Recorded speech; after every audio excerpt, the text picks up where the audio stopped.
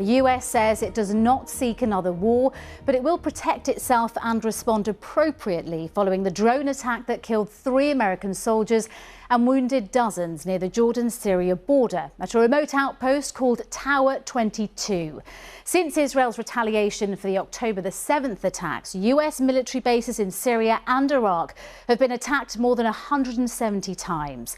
The group behind the deaths at the Tower 22 base, called Islamic Resistance in Iraq, are part of an Iranian-sponsored network across the Middle East. Known as the Axis of Resistance, there's a number of pro-Iranian militias based in Iraq, Syria, Lebanon, the Palestinian territories and as far south as Yemen. All are opposed to Israel and the United States. From Washington, our North America editor Sarah Smith has the latest. In the Situation Room, President Biden, with his defence secretary, is considering his military reaction. We're told he's weighing his options. He needs to retaliate, but without causing more conflict. We do not seek another war. We do not seek to escalate. But we will absolutely do what is required to protect ourselves, to continue that mission, and to respond appropriately to these attacks. Shortly after he learned of the attack yesterday, Mr. Biden vowed the US will respond. And we shall respond. Now he needs to decide what that response will be. His Secretary of State warning other actors not to get involved.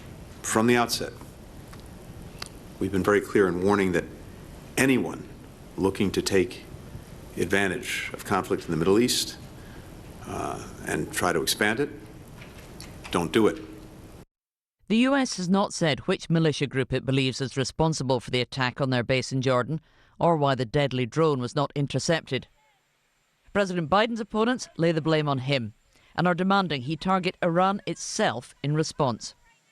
Senator Lindsey Graham wrote on X, "I'm calling on the Biden administration to strike targets of significance inside Iran, not only as a reprisal for the killing of our forces, but as deterrence against future aggression." The Senate's top Republican, Mitch McConnell, said, "The cost of failure to deter Americans' adversaries is again measured in American lives." And Donald Trump's response? Well, he claims, "This attack would never have happened if I was president. Not even a chance." In Tehran, the Iranian government denied involvement in the attack. A spokesman said the militias do not take orders from Iran.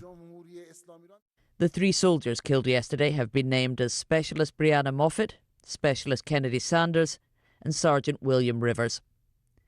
Their deaths will mark a new phase in America's role in the escalating tensions of the Middle East.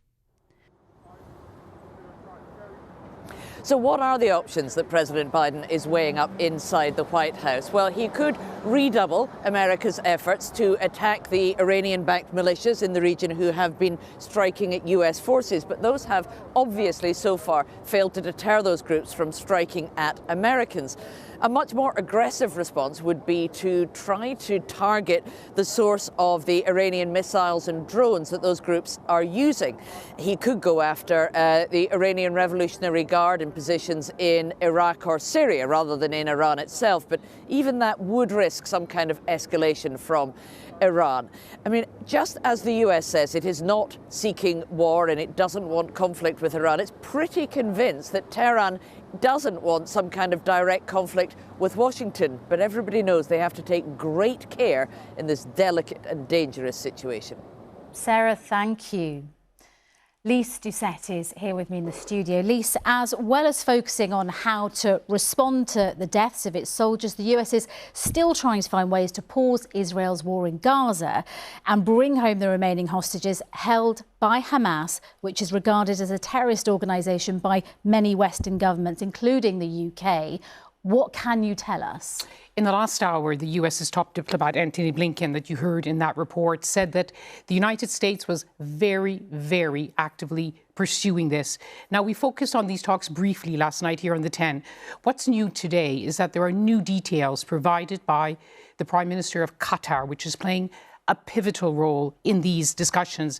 And he said in Washington that they were now ready to present a framework to Hamas after a weekend of talks in Paris involving spy chiefs from Israel, the United States and Egypt. The Prime Minister spoke of good progress, he said, in achieving a ceasefire, which would allow some 100 hostages being held by Hamas in Gaza in exchange for thousands of Palestinian prisoners and the delivery of more aid. Now, it has to be said that today there's a less positive assessment from Israel, which spoke of significant gaps, unacceptable conditions, and one official vowing that Israeli troops won't leave Gaza until, in his words, complete victory. But Israel is under pressure to bring the hostages home, most of all from the families of the hostages. So while there are gaps, these crucial talks will go on.